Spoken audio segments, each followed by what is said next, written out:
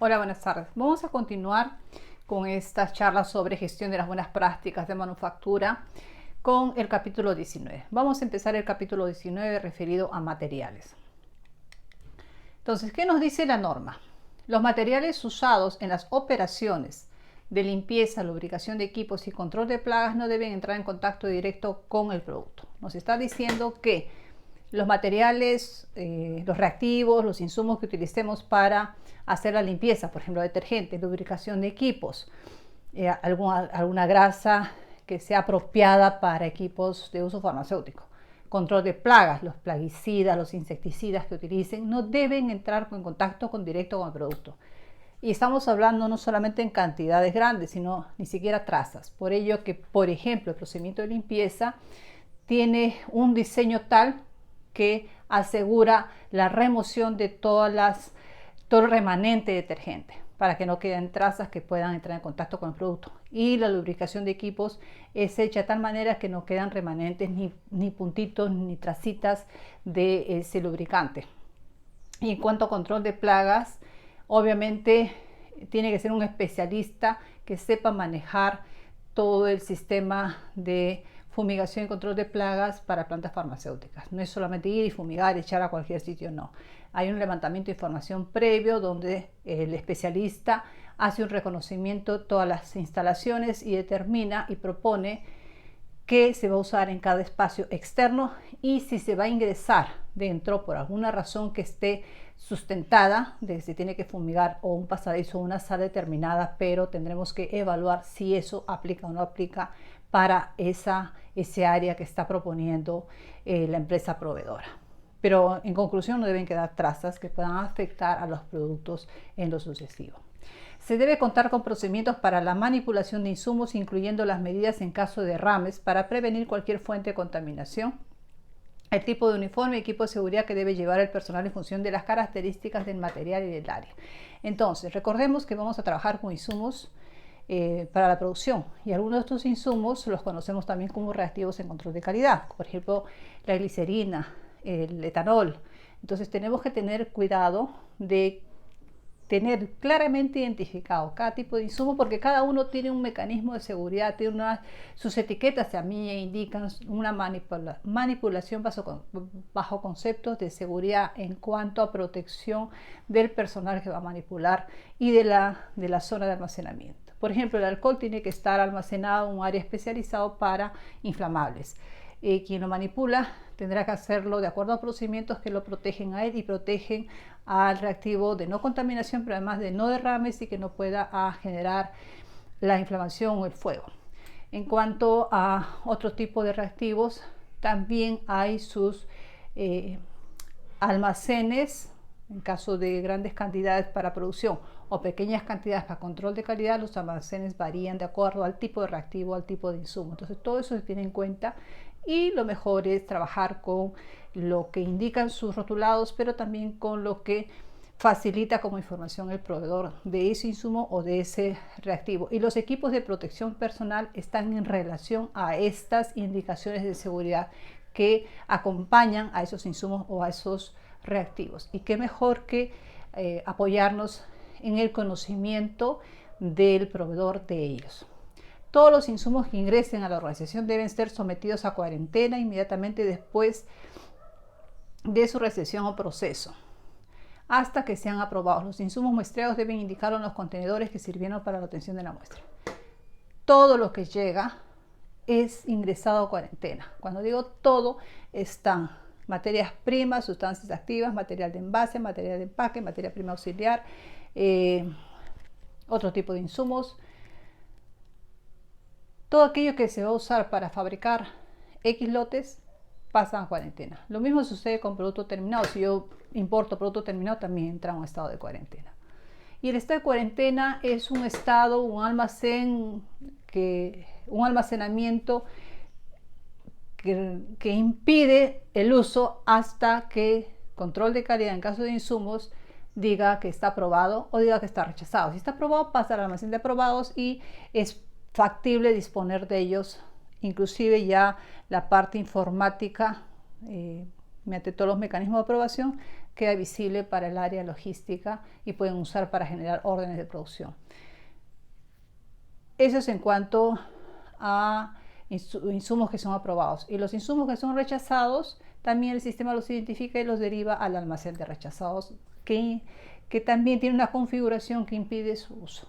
Dependiendo del tipo de insumo, estará bajo llave o no, pero va a estar, por lo general los rechazados está en una zona de difícil acceso, puede ser una habitación, está bajo llave, y son pequeñas cantidades, estos racks enrejados con candado, etcétera, ¿no? Entonces, y también su rótulo, su color rojo, su rótulo que dice rechazados.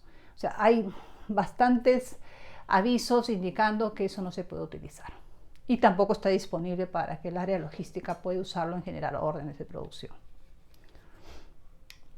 Se debe contar con procedimientos y planes de muestreo para los insumos en los que consideran cantidad, distintos lotes recibidos y la naturaleza del insumo. Los planes de muestreo deben tener un fundamento estadístico. El procedimiento de muestreo va a indicar qué cantidad sacar, porque se hace muestreo. Si es un insumo que es no estéril, en la cabina normal. Si es un insumo estéril, sigue todo el procedimiento para muestreo de estériles bajo flujo laminar. Y se tiene en el espacio, en la sala de muestreo, se tienen las balanzas para pesar lo que se está retirando, y obviamente tienen toda la instrucción de cómo hacer el muestreo y cómo rotular y cómo identificar el envase muestreado. Pero por regla general, en cuanto a materias primas, se muestrean todos los envases. Hay que asegurar que cada envase contiene lo que dice su etiqueta. Si dice que es azúcar, contiene azúcar. Si dice que es glicerina, contiene glicerina. Si dice que es paracetamol, contiene paracetamol. Todos. Entonces es importante tener la certeza, porque a lo largo de la historia, no estoy hablando de 20, 30 años atrás, estoy hablando de 10 años atrás, donde han habido problemas con que han analizado al azar algunos envases en algunos países, no acá, algunos envases de sustancias auxiliares y por ejemplo glicerina, y no tenía glicerina. Tenía un solvente muy parecido, pero no era glicerina y era un solvente tóxico. Entonces tengamos cuidado de hacer la identidad de todititos los envases. Todos los insumos se deben almacenar en condiciones apropiadas establecidas por el fabricante del insumo y en un orden tal que pueda efectuarse la separación de los lotes y la rotación de las existencias según el procedimiento establecido por el fabricante. Para completar el punto anterior, en cuanto a materiales de empaque, podemos hacer un muestreo aleatorio en base a las militares estándar. En este acápite del 19.5, claro, cualquier insumo tiene ya declarado por su fabricante en su rótulo y en sus listados las condiciones de almacenamiento. Algunos insumos deben estar entre 2 y 8 grados centígrados de temperatura, otros entre 8 y 15 grados, otros entre 15 y 25, otros pueden estar por encima de 25 o a 30 grados sin problemas, como las cajas de cartón. Pero eso tenemos que respetar las condiciones de almacenamiento en cuanto a temperatura, humedad e iluminación. ¿Por qué?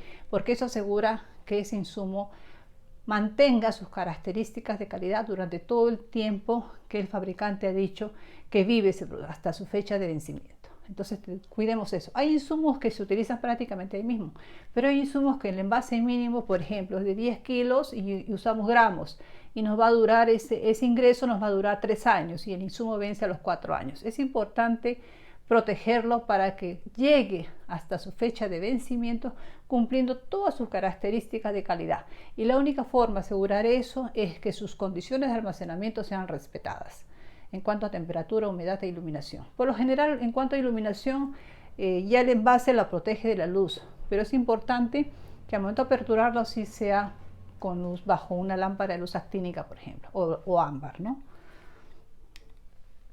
Los insumos que hayan sido expuestos a condiciones de almacenamiento diferentes a las establecidas no deben ser utilizados a menos que sean reanalizados o reexaminados, o con un sustento técnico, según sea su naturaleza, se verifique que los mismos cumplen con sus especificaciones y que por estudio de administración de riesgo, cuando aplique, pueden aprobarse para su uso.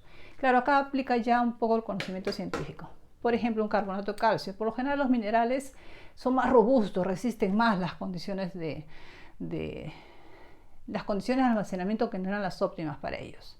Para un carbonato de calcio, por ejemplo, la humedad, ¿no? Pero no lo va a deteriorar, pero sí va a afectar en cuanto a su contenido, por ejemplo. Por poner un ejemplo X, lo importante es que sepamos qué pasó.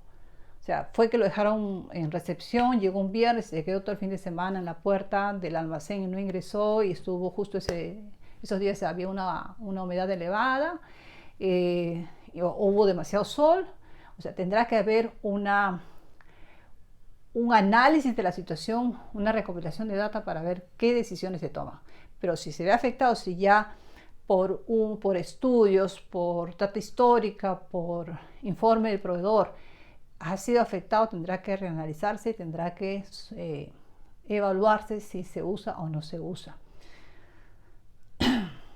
Obviamente cuando se trata de insumos que ya conocemos, por eso es importante conocer el insumo que va a llegar, que va a ingresar a almacenes, para tomar todas las previsiones y evitar que estos casos, por ejemplo, sucedan y que de inmediato ingresen a sus condiciones de almacenamiento. Por lo general se tiene mucho cuidado con los principios activos, pero los mismos cuidados tienen que hacerse para las sustancias auxiliares, inclusive para los materiales de empaque, porque si quedan, por ejemplo, estamos trayendo tubos de aluminio importados para cremas y justo nos llega un sábado y solamente va la persona de almacenes a recibirlo y de vigilancia lo pasan y lo recepcionan, pero de repente no eran sus condiciones de almacenamiento en la zona de recepción. O sea, estoy poniendo un caso extremo, si no tenía que ingresar de inmediato a la zona de 25 grados, por decir, o eran tubos especiales. Entonces se tiene que evaluar, se tiene que conocer el insumo, el material, para poder tomar decisiones acertadas que no perjudiquen la calidad de ese material, de ese insumo. El agua usada en la manufactura de productos farmacéuticos debe ser adecuada según el uso previsto. Ya él me está diciendo, si yo voy a fabricar productos estériles, necesitaré agua estéril o agua para inyectables. Si voy a trabajar en sólidos, para hacer la granulación húmeda necesitaré agua purificada. Para enjuagar mis utensilios, mis recipientes donde fabrico, también agua purificada para el último enjuague luego que hago la limpieza. Entonces va a ser de acuerdo al uso previsto, a lo que voy a fabricar, a lo que voy a hacer. Solo se deben utilizar en la manufactura insumos que estén correctamente rotulados, que cumplan sus especificaciones e identificados con respecto a su estado de inspección. A ver, acá lo que nos está diciendo es que siempre tenemos que tener clarísimo qué contiene el recipiente que nos están entregando. Es un recipiente completo, los 30 kilos que importamos materia prima, con su rotulación y que lo identifique claramente. Además, su rótulo de aprobado, para estar tranquilos de que ese insumo fue analizado y aprobado. Y cuando es fraccionado, dispensado para la producción, también lo acompaña una etiqueta de identificación en cuanto a qué contiene esa bolsa donde está lo que han dispensado, y obviamente está aprobado porque han podido dispensarlo, y la cantidad. También está el número de análisis, el número de lote, quién lo despachó, quién lo dispensó, quién verificó, etc. Todos los insumos deben permanecer identificados en todo momento y nunca directamente ubicados en el piso. Se deben colocar sobre parihuelas o anaqueles de tal manera que se facilite la limpieza, inspección y manejo. Acá no puntualiza, pero además de que nunca debe estar sobre el piso, ya las paletas de madera están prácticamente prohibidas en todo lo que es procesos productivos, es decir, en salas de fabricación, de envasado y de almacenamiento también. Entonces, las paletas son de plástico, de resina, de metal, de acero, de aluminio, dependiendo del proceso. Tengamos cuidado con eso, pero acá está de más, aunque no está de más, está bien que se puntualice que nunca debe encontrarse una tambora, por más grande que sea, colocada directamente sobre el piso. Los contenedores, tapas y otras partes del material de envase que estén en contacto con los insumos deben estar limpios y ser de materiales que no deben alterar la calidad de los mismos, y cuando se requiera deben ser esterilizados. Los procesos de limpieza y esterilización deben estar validados. Claro, acá ya es redundante, es la lógica. Yo cuando hacemos desarrollo de producto ya sabemos qué tipo de envase se va a usar para ese granel, si va a ser estéril o no estéril, si va a ser plástico o vidrio, porque también se hacen los estudios de estabilidad. Entonces lo que se va a usar es acorde a lo que ya se definió dentro del desarrollo del producto y dentro de lo que fue aprobado por la autoridad sanitaria. Y obviamente los envases tienen que estar o limpios o esterilizados, dependiendo del uso al que se le va a dar. Todo insumo no conforme con las especificaciones debe ser claramente identificado y separado en un área específica aislada, de forma tal que se impida su uso eventual en cualquier operación hasta que se tome una decisión definitiva en relación con el mismo. Sí, efectivamente, cuando es un insumo no conforme que acaba de ingresar a almacenes pasa a, si está confirmado su no conformidad, su rechazo pasa al almacén de rechazados y el procedimiento establece si es devuelto al proveedor o si es destruido en las instalaciones nuestras. Todo eso, y aparte de que está en almacén de rechazados, tiene su etiqueta de rechazados. O sea, es como luces llamatorias diciendo está rechazado para que no se vaya a usar de manera inadvertida. Y obviamente esto está acompañado con la capacitación del personal, que sabe identificar los diferentes tipos de almacenes y además saben claramente los diferentes estados, conocen los diferentes estados de almacenamiento, llámese cuarentena, aprobados, rechazados. Los registros de inventario deben llevarse de tal manera que permitan la conciliación y trazabilidad por lote de las cantidades recibidas contra las cantidades entregadas de los insumos. En caso de existir variaciones fuera de los límites establecidos, se deben efectuar las investigaciones correspondientes y evitar un informe. Es importantísimo que se comprenda que los almacenes sean de materias primas, material de empaque, producto terminado, es como si fueran las bóvedas de un banco. Realmente todo eso es dinero, y dinero invertido en materias primas para fabricar productos que luego de venderse van a volver a hacer dinero y van a permitir continuar con el ciclo de producción. Es importante comprender que esos son los inventarios. Por lo tanto, manejar bien los inventarios es manejar bien el dinero de la empresa. Si bien es cierto, esto es una capacitación sobre gestión de buenas prácticas, la gestión no puede ir divorciada. O sea, la gestión de las buenas prácticas no puede ir divorciada de la gestión de la empresa, que es los laboratorios son empresas de lucro. Si no, no vivirían, ni existirían nuevos desarrollos. Entonces, no podemos alejarnos de ello. Los inventarios es como el dinero en la bóveda del banco. Entonces, necesitamos comprender eso para cuidarlos. Por ello que los almacenes están asegurados.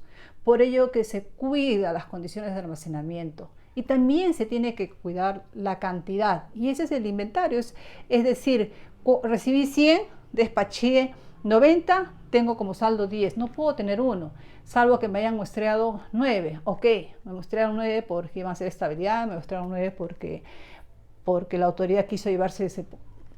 Pero todo tiene que estar sustentado. Cualquier salida, cualquier retiro tiene que estar sustentado, documentado, tiene que evidenciarse cuál fue su destino. Por ello es tan importante la conciliación, por ello es tan importante que nos calce. Lo que acabo de hacer es una conciliación. Tuve 100, despaché 90, me quedaron 10, de acá 10, 9 luego, me quedó 1. Esa es una conciliación. Al final sumo acá y me debe calzar. Y si no, tengo que investigar. Si al final, por más que reviso mis salidas, no encuentro que calce, o sea, acá tengo 100 como ingreso, acá tengo 95, ¿dónde están los 5? Tiene que aparecer, tiene que haber una explicación. ¿Verifiqué bien mi ingreso? Si no, voy a tener que comenzar a verificar mejor este proveedor. Pero debo investigar qué pasó, por qué esos 5 me faltan. No, 5 más no, porque es parte de la conducta, parte de la cultura de la organización en cuanto al manejo de inventarios.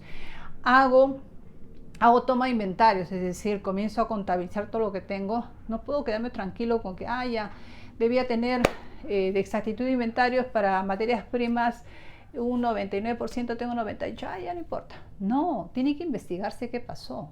En cuanto a producto terminado, tiene que calzar cantidad y número de lote.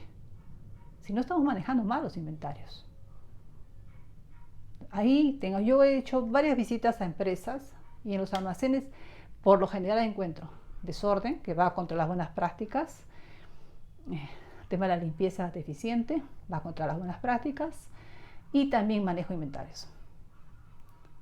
A veces he encontrado bonitos cuadros de toma de inventarios, bonitas gráficas, pero se ha quedado en eso, en gráficos. No hay decisiones, no hay ni siquiera comunicación a todas las partes involucradas para una toma de decisiones, un análisis de data y ver qué acciones se toman, cuáles fueron las causas que originaron esa diferencia de inventarios. ¿Ya? Revisen bien. En caso de existir variaciones, entonces, y hay que establecer límites. Hay que establecer límites. A veces cuando se hace la formulación de producto, porque hay que tener una fórmula, se pone material de empaque, despacho con un plus de un 2%, un 3%. Realmente el 2% está bien para un lote de este tamaño, porque así se generaliza para todos los productos y no todos los lotes son del mismo tamaño. Un 2% para 100 unidades estará bien, pero un 2% para 10.000 unidades ya es demasiado y se puede quedar como merma, o generamos un trabajo adicional a almacenes para estar devolviendo exceso de materiales no usados. Revisemos bien cómo estamos definiendo nuestra gestión de inventarios. La adquisición de insumos debe involucrar a personal que posea conocimientos generales y particulares acerca de los productos y sus proveedores.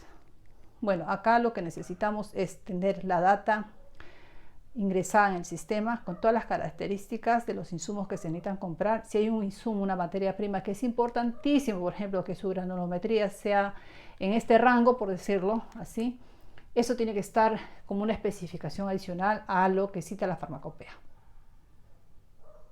Y eso lo tiene que conocer quien hace las compras. Y también quien hace las compras tiene que conocer cuáles son los proveedores calificados, cuáles son los proveedores aprobados. Los insumos deben ser adquiridos solamente de los proveedores aprobados y siempre que sea posible directamente del fabricante. Eso cada vez es más factible. Para eso están las ferias de materias primas, donde muchas organizaciones farmacéuticas ya entran en contacto directo con los fabricantes o mantienen al broker, al intermediario, pero les permiten ese contacto directo con el fabricante, justamente para asegurar una serie de detalles relacionados con la calidad del producto y también para negociaciones de compras por volumen, por ejemplo, ¿no? Se recomienda que las especificaciones establecidas por el fabricante sean discutidas con los proveedores y que todos los aspectos críticos de la manufactura y el control, incluyendo la manipulación, etiquetado, requisitos de empaque, así como los procedimientos a seguir en caso de queja, devolución y rechazo, deben ser acordados contractualmente entre el fabricante y el proveedor. Entonces, van a haber detalles como el que les decía, granulometría para un determinado producto, o a veces hasta el origen del carbonato de calcio. Hay diferentes piedras que dan origen a ese carbonato de calcio en materia prima. Y a veces hemos estado trabajando con una fuente inicial que luego la siguiente fuente, a pesar que se llama carbonato de calcio y cumple con la farmacopea, no nos sirve para el producto que trabajamos nosotros, porque nos altera la desintegración o la disolución. Entonces, esos detalles tienen que pautarse con el proveedor. Y manera contractual, es decir, que es mi contrato con el proveedor, yo ponga eso como una línea más, que me tiene que respetar esta fuente, por ejemplo, de sustracción del carbonato de calcio. El cambio de la fuente de suministro de las materias primas críticas y de envases primarios debe ser tratado de acuerdo con lo dispuesto en la sección 15 del presente manual respecto a control de cambio. Ya hemos tratado control de cambios. Todo cambio que pueda impactar en la calidad, seguridad, eficacia del producto tiene que ser manejado mediante una solicitud, una propuesta de cambio. En cada envío los contenedores deben ser verificados como mínimo respecto a la integridad y sellado de empaques, y se debe revisar la correspondencia entre la orden o pedido, la nota de envío, factura, etiquetas de proveedor y especificaciones de calidad establecidas. Acá yo recomiendo que siempre pensemos que puede haber un error que se ha dado a lo largo de la historia en el puerto, un error en el despacho de origen, un error al momento de que alguien movilizaba, desembarcaban y movilizaban y se confundían las tapas, las cajas, etc. O sea, partamos de esa premisa para ser muy detallistas al momento de la recepción de nuestro pedido. Es lo que hemos pedido en cuanto a cantidad, en cuanto a insumo, está como nos lo habían ofrecido en los contenedores que habíamos pedido, etc. Todos los insumos recibidos deben ser revisados para asegurar que se cuente con el protocolo analítico de parte del proveedor o fabricante y deben cumplir con lo establecido en su numeral relacionado a esto en el manual, que está en el manual. Los contenedores deben limpiarse y sanitizarse si se requiere y si es necesario deben etiquetarse con la información establecida. Cuando sean colocadas etiquetas adicionales a los contenedores, la información original no debe perderse y debe permanecer visible. Ya creo que para todos es sabido que cada materia prima tiene que llegar con su protocolo del fabricante inicial. Independientemente que nosotros vamos a volver a hacer las pruebas, tiene que llegar con un protocolo que esté aprobado, por supuesto, con su rotulación, en lo posible limpios, y si hay que limpiarlos adicionalmente, bueno, por lo general siempre se limpia antes de ingresarlos al almacén. Pero si hay una desinfección especial, sobre todo, por ejemplo, en época de pandemia, tendrá que hacerse. Debe mantener, y todo de acuerdo a procedimientos, debe mantenerse evidencia documentada del fabricante del insumo en cuanto a la calidad, de modo que permita llevar a cabo una evaluación de los resultados proporcionados por el fabricante del insumo en su protocolo analítico y los resultados obtenidos por el fabricante del producto farmacéutico. Por ejemplo, si el protocolo analítico del fabricante de mi insumo, que se llama Prednisona, decía que tenía una potencia del 99.99%, y nosotros al analizarlo encontramos 98%, ya es una potencia alejada de lo que podría ser una variabilidad por analistas.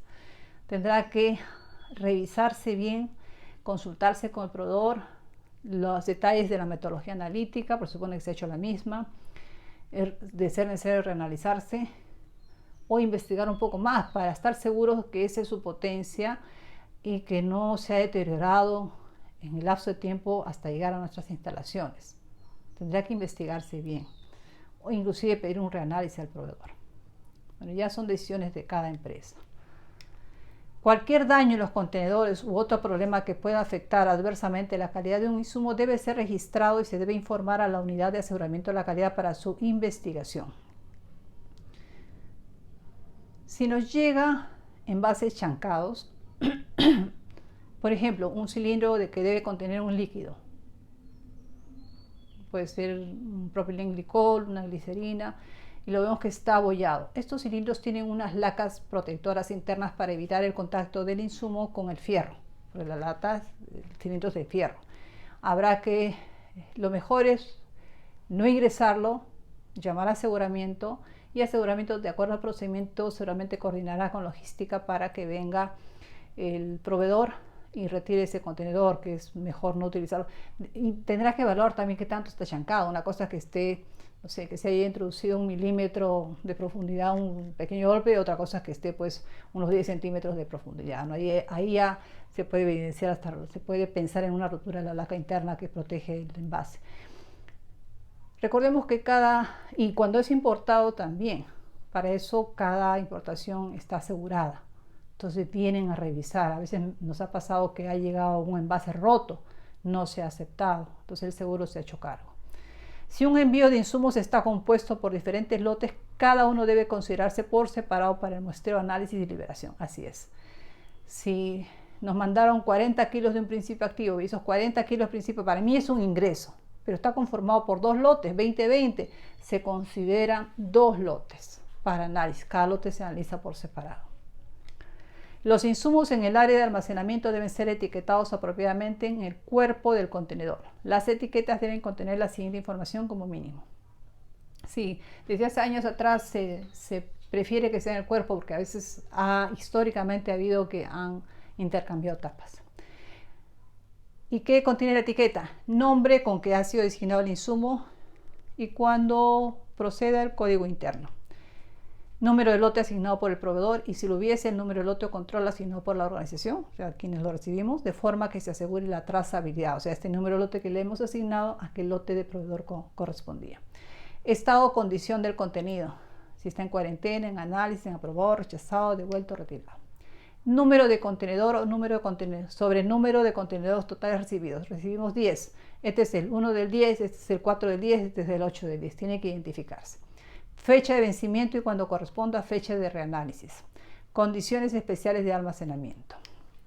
En caso de que se utilicen sistemas computarizados calificados, no es necesario que toda la información mencionada en el numeral anterior figure en forma legible sobre la etiqueta, ya que puede estar presente por otros medios, por ejemplo, código barras u otro. Y ya creo que eso no requiere mayor explicación. Sobre el numeral anterior, la fecha de vencimiento que da el proveedor es la fecha de vencimiento, no se extiende esa fecha de vencimiento. Se deben adoptar medidas o procedimientos apropiados para asegurar la identidad del insumo contenido en cada recipiente o contenedor. Esto lo mencioné al inicio. Cada recipiente tiene que ser sometido a una prueba de identidad. Se debe prestar atención especial a los materiales de envase y empaque impresos. Estos se deben almacenar en condiciones seguras a fin de impedir que personas no autorizadas tengan acceso a ellos. O sea, ¿cuáles son los materiales impresos? Las etiquetas, los estuches, las cintas de aluminio que ya vienen con nombre producto, las ampollas impresas y cualquier frascos preimpresos, todo es material impreso. Eso tiene que estar bajo llave. Como ha ido creciendo al inicio, no solamente las etiquetas, ya se tienen almacenes que desde un inicio la puerta ya está bajo llave. O si es pequeña la organización, serán jaulas con llave o serán racks que se forran y se pone una malla para que esté bajo llave también. Las etiquetas y otros materiales impresos sueltos deben ser almacenados y transportados en contenedores cerrados independientes a fin de evitar mezclas y confusiones. Siempre que sea posible se deben utilizar etiquetas dispensadas en rollos o bobinas. Claro, lo más seguro siempre es las etiquetas autoadhesivas que vienen en rollos, ¿no? Pero no todas las empresas trabajan con ellas porque ya tienen sus etiquetadoras implementadas de otra manera que engoman, ¿no? Entonces es importante sí asegurar, sobre todo cuanto más pequeño el material, hay más riesgo, por ello que se hace mucho énfasis en etiquetas. La etiqueta, por ejemplo, tiene un código visual, ¿no? Cuando sea la persona que coloca en la etiquetadora ve el código visual, lo ve como una línea, dos barras o tres barras, y ahí puede detectar si alguna no está calzando. Además está la inspección en línea. Es decir, hay mecanismos de seguridad, dependerá de la organización del producto para que tengamos esa inspección. Si no tenemos esa capacidad de que haya un lector de código de barras que esté leyéndolos y asegurándonos que esa etiqueta corresponde al producto, habrá una inspección para poder, al momento de encajar, las personas al momento de acomodar en la estuchadora irán viendo que sea la etiqueta que corresponde al producto. Se deben utilizar exclusivamente insumos aprobados por el área de control de calidad y que no hayan sobrepasado su fecha de vencimiento. Ahí no hay nada más que explicar. Siempre se usa lo aprobado. Desde que se gira la orden solamente pueden disponer los insumos aprobados. Y como les mencioné antes, la fecha de vencimiento que da al fabricante el insumo es el tope de uso. No se extiende esa fecha de vencimiento. Todo insumo obsoleto o desactualizado debe ser confinado o destruido y dicha actividad debe ser registrada. Bueno, BPM todo se registra. Y aquellos que ya no cumple con sus especificaciones o que ya llegó a su fecha de vencimiento, simplemente pasa a rechazados y luego destrucción. Los insumos deben ser dispensados solamente por personal calificado y autorizado de conformidad con procedimientos para asegurar que estos insumos sean pesados o medidos con exactitud en balanzas de capacidad y sensibilidad debidamente calibradas y colocados en contenedores limpios y etiquetados adecuadamente.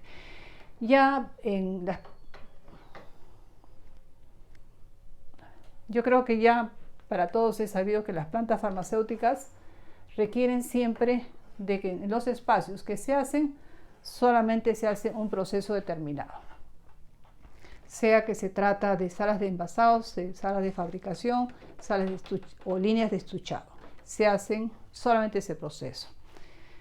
Además, el personal que trabaja ahí es exclusivo, está formado para ese proceso. Y en cuanto a insumos y a manejo de insumos, personal que despacha de almacenes está preparado, calificado para eso. Por ejemplo, la persona de producción no puede ingresar a los almacenes y despacharse solo, así sea un estuche. Tiene que esperar que se lo entregue la persona preparada, capacidad, competente para ello. Y fíjense que no solamente en temas de buenas prácticas, sino en temas de seguridad. Yo llegué a trabajar a un laboratorio donde años atrás había muerto una persona. ¿Por qué? Llegó la persona un asistente de empaque y necesitaba urgente, llegó al almacén, pidió urgente que le despachen 10 estuches, les faltaban, ya querían terminar la línea y necesitaba 10 estuches. La persona responsable a cargo de manejar el montacarga que tenía, era un almacén de 5 niveles, el montacarga llegaba hasta el tercer nivel y luego hacía este giro, tac, tac, y salía seguía avanzando hasta el quinto nivel. Y la persona de almacenes estaba sola. El otro muchacho se había ido al baño a entregar algo, no está. Pero como estaba urgente, ¿qué hace la persona de almacenes y qué hace la persona de empaque? Le dice, ya yo me voy a subir, no uso la jaula del montacarga, se paró sobre las uñas del montacarga y le encargó a la persona de empaque que le explicó cómo manipular la manija que elevaba la uña. ¿Cuál es el problema? Estuvo subiendo bien y cuando hace el tercer nivel y hace este giro, la persona pierde el equilibrio, se cae de cabeza y murió. Entonces, fíjense, no solamente por el tema de buenas prácticas, por el tema de seguridad. Entonces, tenemos que respetar esas características de tener personal competente para cada tarea y evitar esos apuros. Para todo hay una lógica. Y como ya les mencioné en alguna de las capacitaciones, buenas prácticas también tiene inmerso lo que es seguridad y protección ambiental, seguridad personal y protección ambiental. Cada insumo dispensado, así como su peso o volumen, debe ser verificado independientemente y dicha actividad debe ser registrada. A ver, almacén despacha, verifica el jefe de almacenes, le entrega a dispensación, en dispensación verifica el operador y el jefe de dispensación. Esto le entrega a producción, verifica el operador de producción y el jefe de producción. Los insumos dispensados para cada lote de producto final se deben mantener juntos en un área específica y deben ser etiquetados visiblemente como tales.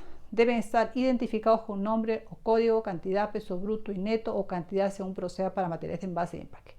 Fecha de dispensado el lote, así como nombre, lote de producto en que será utilizado y firma de quien realizó la operación. Para trazar esta información puede utilizarse alternativamente un medio informático. Efectivamente, cuando se dispensa, todo lo que pertenece a una orden se coloca en una sola paleta, en una sola caja, en un solo rack, dependiendo de las cantidades.